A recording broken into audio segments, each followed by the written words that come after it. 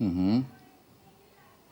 Mm-hmm. You're talking with a friend about it, you're saying, but you may not see, and if you don't know, you may not see until you're dying what it was you came here for. Exactly. Very true. Very true. That doesn't help me now. That is more true than anything. That's true.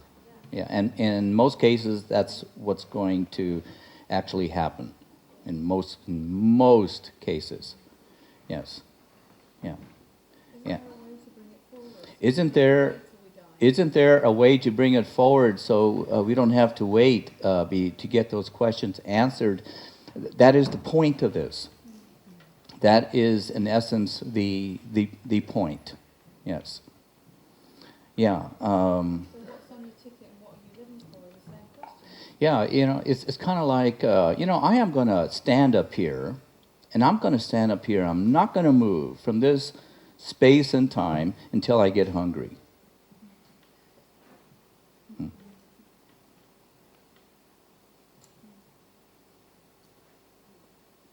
This is, in essence, asking the question in the same way. I'm not going to move until I get hungry. When I get hungry, then I will move. And so, in essence, this is what I was doing my whole life. Uh, And I realized I'm not going to stand here until I get hungry. I'm going to move. I'm going to take off. The hunger is going to come regardless whether I stand here or not. I'm going to take off, as it is for those very specific questions, well thought out questions. Yes. And even though I may not be able to plant and have the plant grow in that length of period, by the time I get hungry that the plant is sprouting up tomatoes or lettuce or whatever, at least I attempted. Uh, and it wasn't necessarily the answer, actually, and that I was always seeking the answer, the answer, the answer, the answer. And it was actually, the answer is along the way. It's it's in the process of acting out, doing it. It's in the function of walking it out, but with the question in mind, in your pocket still, those questions. And because the answer just won't come, basically, and they're very profound. And if we look around, these particular questions have been asked by every generation, not all people, but those minds that have asked those questions have basically not gotten basically any really good answers. Very few human beings get good answers. And you have to ask yourself, the majority of the people that do ask these questions in all these eons of time, they don't get good answers. And why is it that only very, very few have actually received and gotten very good answers and done something with it? And it was obvious that they got the answers, but when they give their answers to you, people don't understand them. They say, "What the hell are you talking about? Can you speak English? Can give me something that I can relate with?" And this was always the problem. And even though the person is speaking English, even though the person is giving you a beautiful, very simple story, you can't comprehend it. It's beyond your mind. It's beyond that domain of being able to digest it and integrate it in a few moments like we can with most subject matters. Uh-huh. So this indicates that the answer that people are seeking are not from Scotland.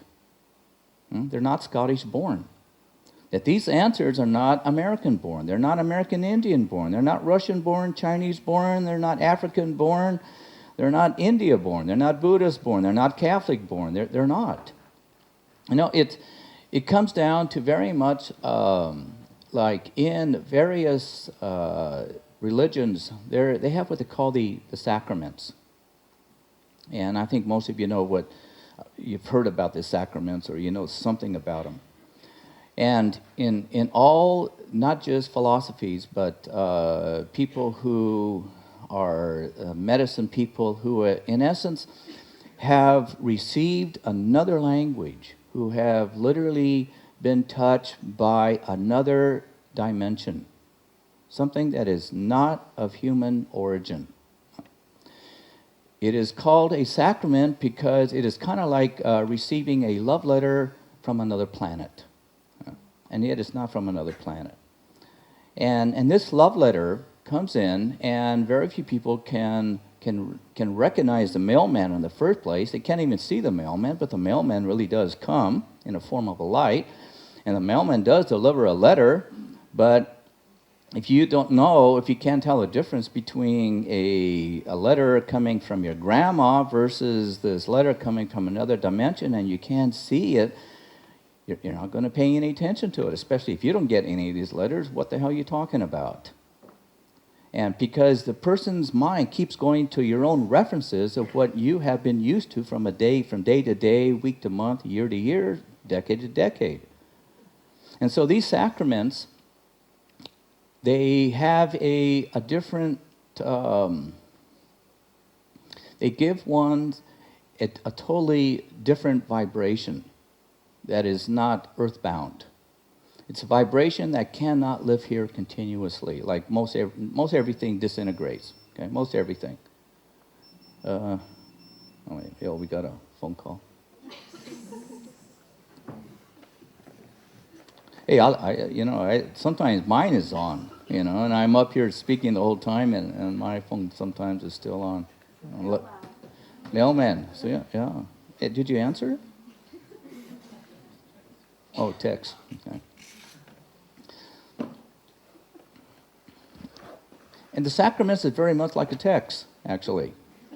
It's a text that comes in. And you have the wiring to receive the text. It's like it takes look how many billions of years, literally billions of years, of mutating from one species to the other, and then finally this one species happens to get it because they somehow nature got it kind of right with the brain. Somehow it seems to be has done itself a pretty good job in manufacturing itself, and then it took millions and millions and millions of years, hundreds of millions of years, before all this really took place to actually make a cell phone that can receive text. So in essence, we have made the air speak, and that's what we're doing with radio, television, TV, microwaves, and satellites and everything. You white people made the air speak. You got your sacraments in essence, but you have to buy it. That's the only trouble. You got to buy your sacraments, and you have to either that or rent your sacraments. Your texts or your phone calls. Every time you got to pay for it. What I'm saying to you, this is free. The one I'm talking about is free. You don't have to rent it. You don't have to pay monthly payments. You don't have to, draw up a contract. Nothing for it. But the price you pay is that it's a little shocking to the conditioned mind that it's not Scottish, or it doesn't come from Glasgow. It comes from a totally different time and space. Whether you like it or not, it happens. And just because it doesn't happen to a good 99.99% of the population, it doesn't indicate that it doesn't happen.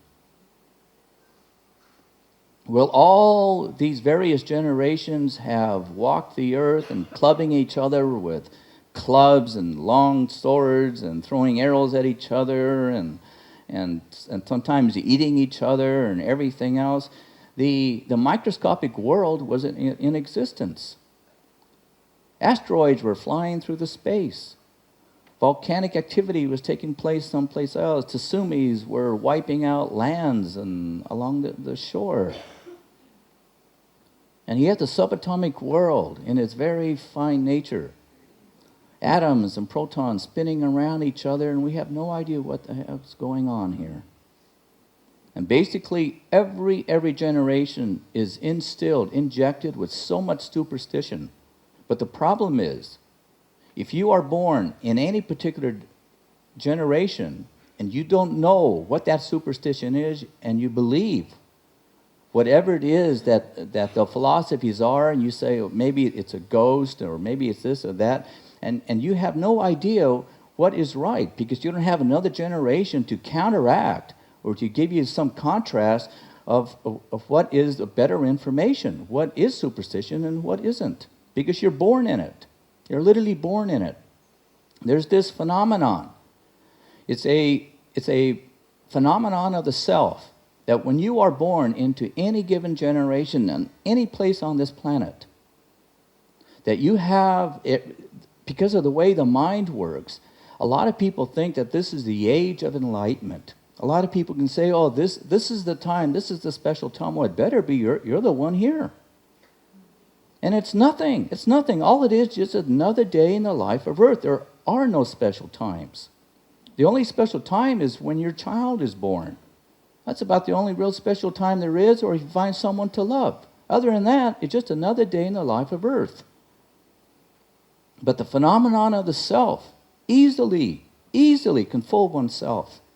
Because you want to make yourself special. Because you want to make your time special. And it better be. You just got a haircut.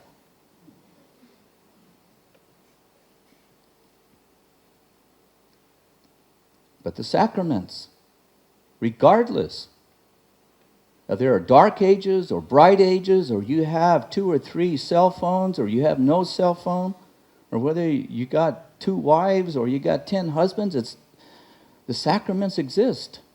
They really do exist. But they're rare, very, very, very rare to encounter them, or to get them to, let's say, to be attracted to you, so to speak. And the trick is let's say, everything is attraction, repulsion and attraction. Everything is, people. It's almost north-south pole, magnetism, whatever. As it is for even the subatomic world. This is about the only common bond that we have between the atoms and ourselves. Attraction and repulsion. And if we revolve around each other and dancing around each other like the Indians did with the white people in their covered wagons, and they were like, I think they knew that they were atoms. And if they go around the white people wrong enough, they'll make them so confused that they'll go back east. I don't know, that's just a theory of mine.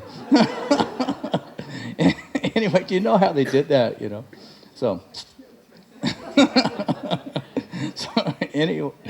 anyway, the atoms, they attract each other and they repulse each other.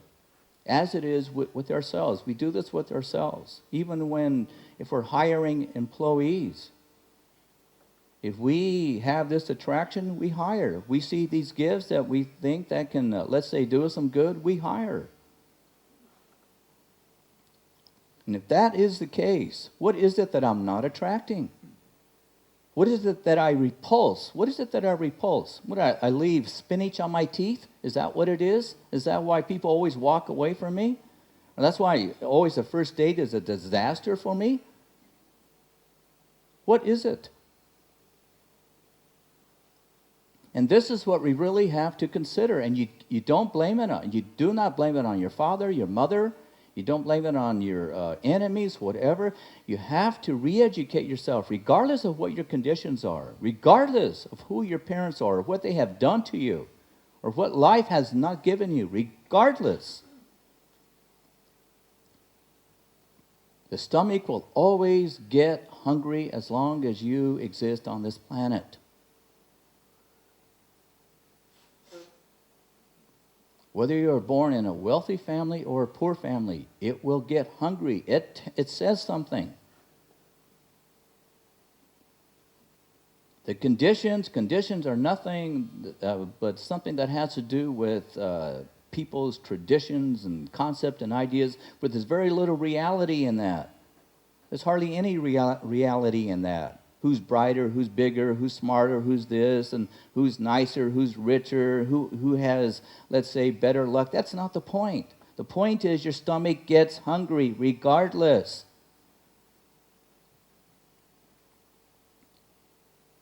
So the trick is, don't let the stomach get too hungry. But it indicates whether you got a bank full of money or you got a bank where there's no money. They don't even know your name. Your stomach still gets hungry. And that means that you still have the means.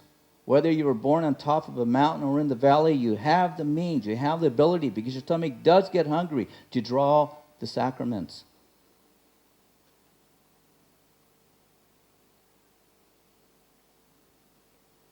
But people put conditions.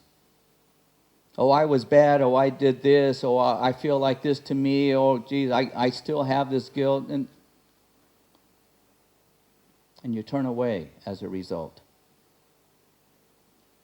You turn away.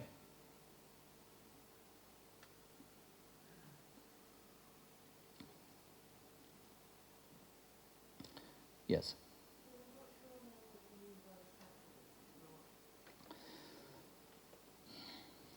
Let's go over this. What is it to give the person the last sacraments? What does that really mean? To give a person the last sacraments is not giving them a coin that has been passed over from generation to generation, or an emblem, or stone, or whatever. What is the sacrament anyway? The sacrament is not of this earth, period. It is not earthbound. It does not come from a philosophy, from a human mind. It was here prior to the existence of this planet, and it'll be here long after. A sacrament is something that was never born, cannot be born. It's something that always is. It's in a place and time that time does not change. It wasn't born, and it cannot cease. Sacraments has you could say, an intelligence behind it that has a divinity that's very difficult for a human being to understand, because we deal with, you could say, we divinely fight each other continuously. What else is there to do? And it takes an awful lot of understanding to understand that the sacrament is something that basically comes from above. Basically, it comes from within. And that's the paradox. We're so used to looking out, going out, reaching out. I'm going to get it, I'm going to go out there, see it. And so we have to go out to find something. And once you find a little something, it reflects back inside, and we realize that it was always inside. People, the universe is in your bones. It's literally in your bones. But you don't basically trust yourself because of all the conditioning that has literally been slammed and jammed into your eyes, into your thoughts, into your ears. The bones are billions and billions of years old. It has a very good idea of the basic structure of something that has literally, let's say, that has always been brought down. Always been brought down. It's almost like an asteroid that always comes down. It is something like the sun that always seems to come up. It is something like a word that all of a sudden changes the whole course of the day. It is something like a feeling that all of a sudden totally took away all the darkness. It's kind of like a song that all of a sudden made me kind of shake and move, and I don't know why, but it sure makes me feel good. And it's something like a beautiful story that somehow we know has content, that we know has an essence, that we know it comes from another place and another land. And somehow we know it, but somehow we deny it. And why we do this? Why we play these games? Because we were never taught to paradox. We were literally never taught to paradox our thinking. Never really taught to paradox other people's behavior, even much less our behavior. We were never taught to paradox the sky and the earth. We're always taught either you're a friend of mine or you're an enemy. Either you're on my side or you're not. Either you're in the dark or you're the light. Stay in the light, stay in the light, stay in the light. What about the darkness, people? We're literally taught to fear the darkness. When 99.999% of this total and complete universe is darkness. And inside is nothing but darkness. Do you see? Have you ever found a flashlight inside? You ever see a little fire going off inside? No. But the one thing that we can do and see, at a certain unique time and space, we can actually see light coming from the back of our heads out this way, out our eyes. That is possible. To light up that brain, that very primal brain of ours. And even though this brain of ours is so primal, what isn't? You inside. The body dies, but not you. The body lets go, but you cannot. The body can dream, but you cannot dream. But we have been taught to believe we are the dreamer. So the dreamer dreams on and on and on. Every now and then sticks his head out of the water, takes a few deep breaths and wonders. But the reality is a little too much and goes back down to dream. Because what do you find? It's not Scotland. They're not the Highlands. Not a bunch of stones. For what are the sacraments? Sacraments we try to draw. We try to actually, a few poems, a few lines. We even sometimes can even hear it in a piece of music. And sometimes we can even see it during the day in the sky. The light is just right. And sometimes we can even feel it while we're dancing. And sometimes we just know it.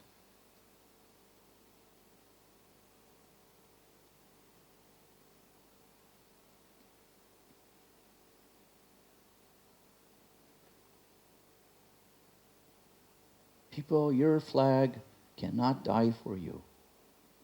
It will not die for you. Your neighbor won't die for you. Nobody can die for you. Not even Jesus can die for you. Only you can die. No one can be born for you. Only you can do that. No one can hunger for you. Only you can do that. No one can cry for you. Only you can do that. It's a gift, people. It's a beautiful, beautiful gift that only we can do this ourselves. No one can dream for you. No one can have your stinky feet but you. No one can feel your pain but you. No one can. Not even the universe. It's all yours. And that means you have this will. We have been given a neck that somehow not can turn 180 degrees, but somehow we try. But there's a very good reason why we don't have eyes in the back of our head. There's a very good reason why we have eyes only to look forward and keep walking. Because the sacraments are 360 degrees, people. There's no north, no south, no east, no west.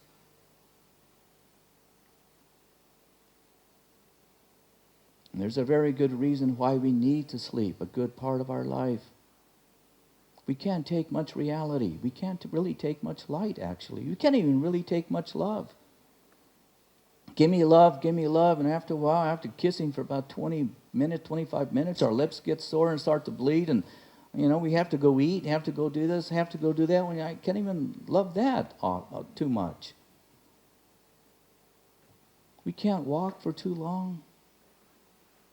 We can't even stare at something for too long. We have to turn away. We have to turn away, people. And somehow we still have nasty habits of loving to get bored and somehow not caring this. And we can only take so much. And then we want the sacraments at 360 degrees, that is ever-ending light, that just doesn't fall asleep, that just doesn't turn off and shut down, goes from bright to dim. We're lucky the sun doesn't do that. We would be in trouble if it did. But to know the sacraments that you are truly inside is basically 360 degrees, and that light is ever ending. It does not change its course, and it does not go from dim to bright.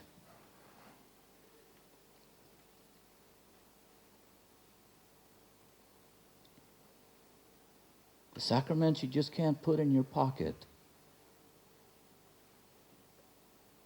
For it takes a unique time and space of not just someone that is hurting or crying or someone that has passed away. It takes something very, very unique between your heart, your mind, and you inside to somehow open up that time and space, to draw a piece of light that comes down from somewhere and that has more reality than any dream, than any experience you've ever had. And that's what it's going to be after we all pass away. And this will be nothing but a dream to us all. A dream that we can vaguely remember. A dream that whether we lived 101 years, we can actually compress it down to a few words. And continue just to move on.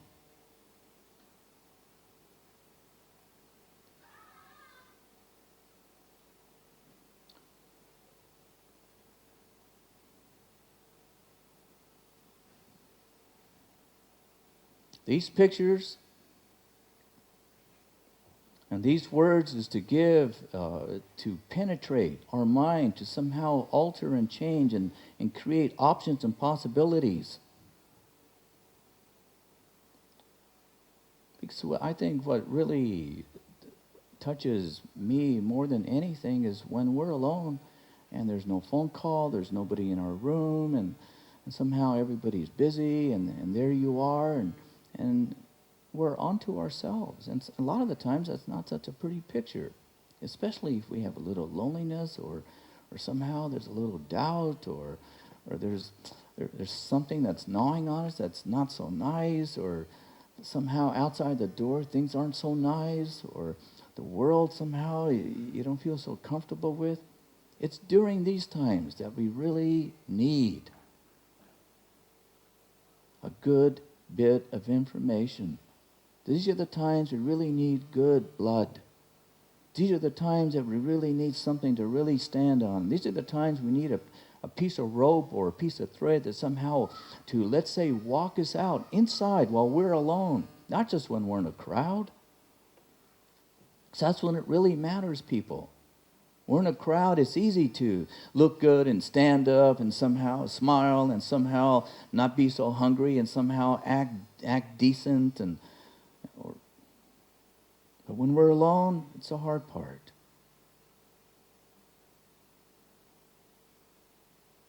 And these are the times that count. Because basically, we are all very much alone, and that's the reality.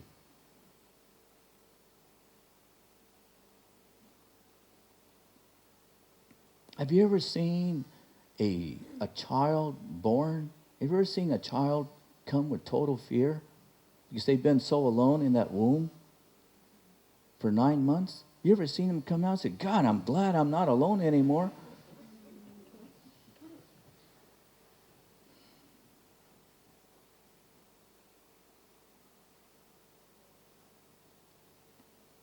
To see these, and it's all creatures, all the young creatures, even the little baby fish and little baby spiders, they're all cute. They're all so cute. And they're all born alone unto themselves. That tells me on the other side, there's a beauty, an immense beauty. to be alone. I don't want you in my head. I got enough troubles.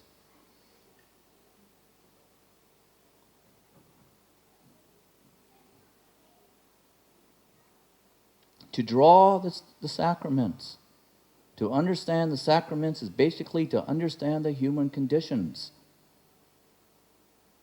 And don't forget to look up, people. Look up, look up.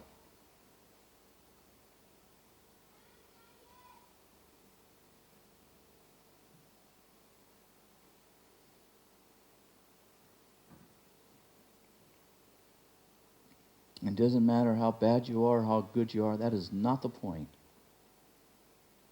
The point is that you hunger. That's the only sign you need that you can draw the sacraments, is that you hunger.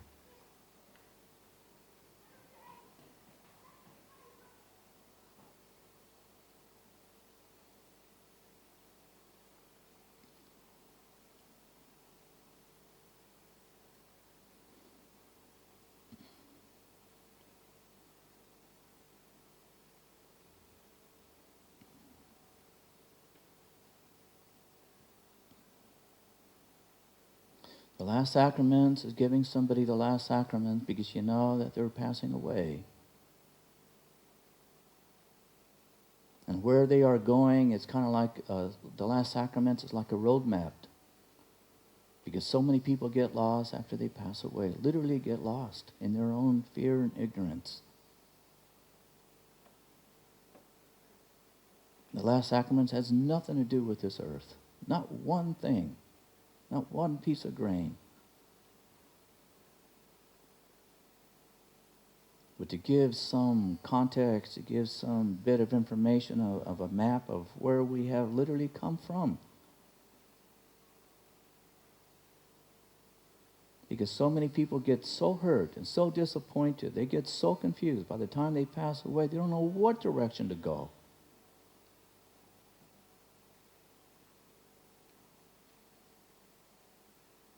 And what light? What light are you talking about? What piece of thread? When we follow all kinds of other strange things that we get so used to in this world.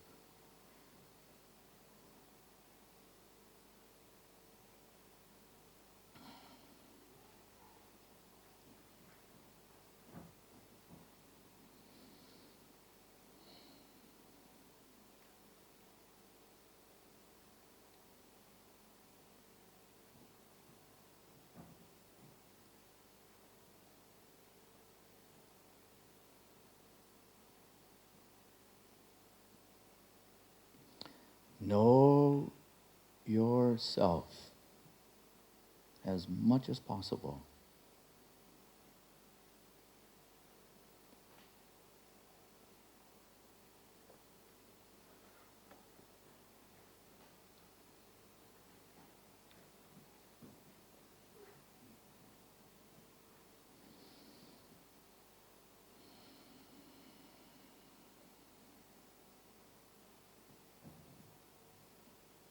These questions that you put a great deal of thought, good thought into it.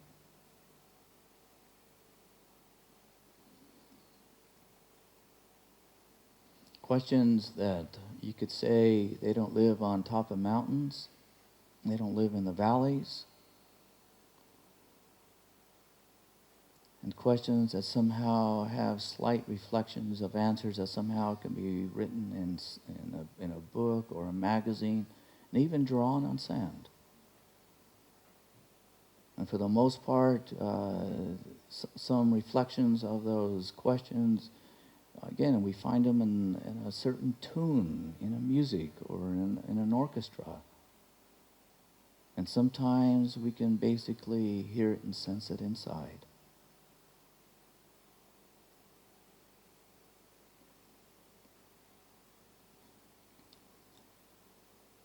It is just not timing that brings us to these particular points in time.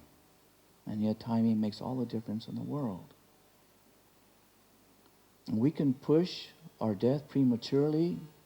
We can push it to the point that it's so premature. And we can even forestall it if we wish.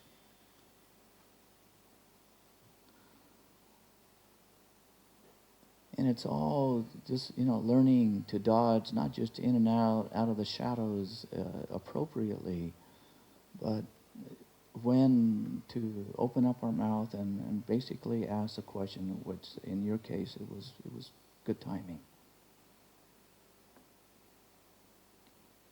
Most of life is asking and then having a great, great deal of patience, tremendous patience, while still wanting it yesterday. But knowing that it takes a great deal of time. For people, we cannot rush to the Spirit. We can't. It's impossible. The Spirit can only come to you.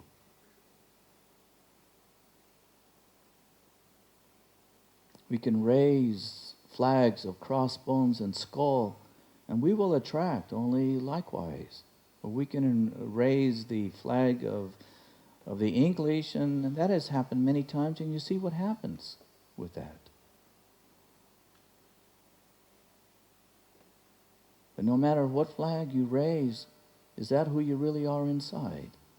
And that is what the Spirit can see. It is basically the honesty really of yourself inside that it sees. Not your flags, not your makeup, not your clothes, not what you say, but what you are inside. And in what you are is a story. It's a story, people. It's a beautiful book, whether you like your books or not. And when the pages of your book turns to blood, turns to real life, and you claim it, you don't let it decay. For it took every page to make you.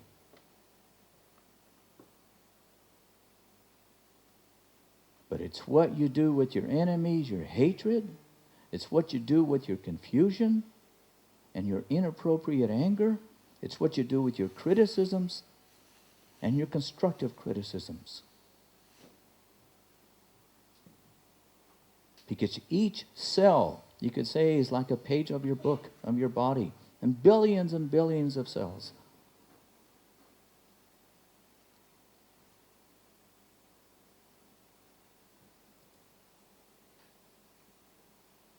Your dreams are yours. If you want war, you will get your nightmares. But dreams, they have no respect for time. None. As hatred and anger and even love, it has no respect for time. The only thing that does is the body. The only thing that does is what resides in matter in our universe. And we are caught in a paradox that somehow has no respect for time, and yet we reside in it. We can age and we can, let's say, be young. And somehow switch poles and find ourselves old, and sometimes we're young again.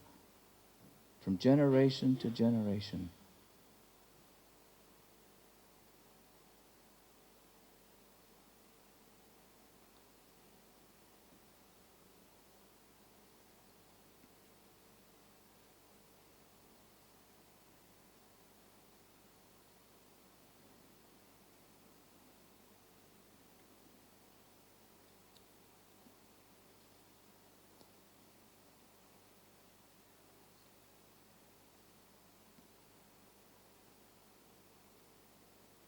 How can you know the sacraments that has not come to you? You can't.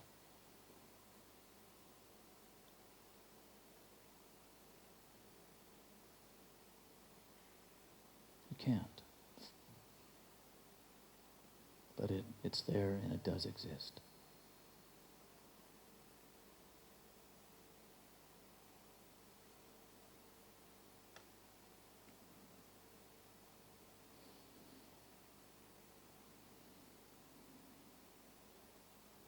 You know, the one interesting thing that I found in my ventures is life does not care.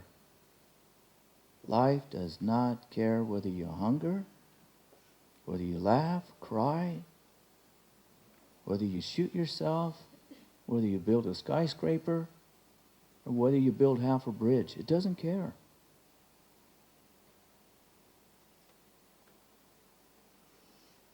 You have to care.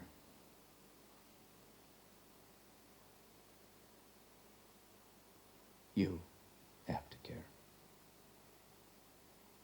And you can care as much as you want or as least of you want. It's up to you. You want to touch the clouds? No problem. Give it time. You just want to touch your toes? No problem. Just give it time. You want to be half blind? No problem. Just give me time, life says.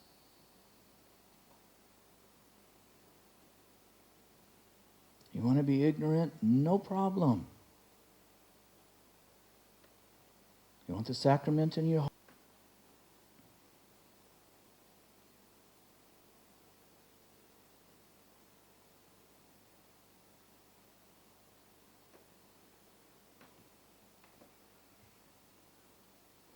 Love your life, people. Love your life.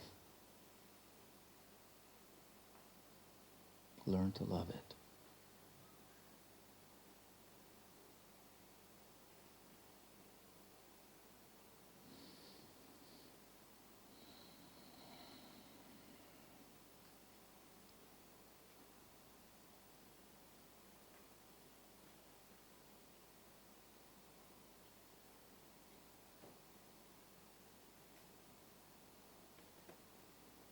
And please do not get me wrong. I'm not telling you to love everything. It's impossible to love almost anybody the way life is. It's almost possible to love anything the way life is. And you don't have to like anybody. You don't have to like anything. Respect people, though. Respect everybody, no matter who they are. But learn to love your life.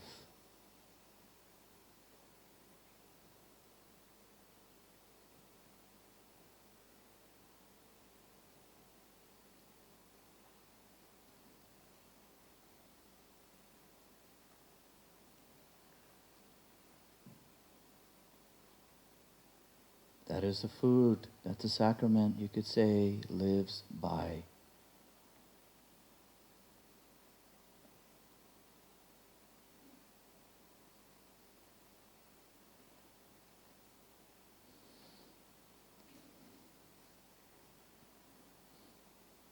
What personally I like to watch and observe are all you surfers and how you surf your life.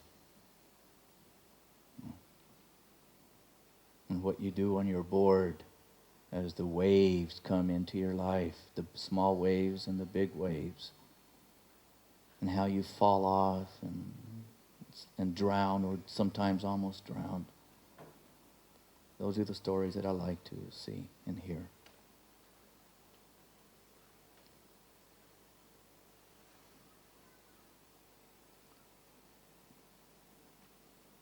And the most important things that what I pay attention to is not how you fall off or how many times how you fall off, but how you get back on your board.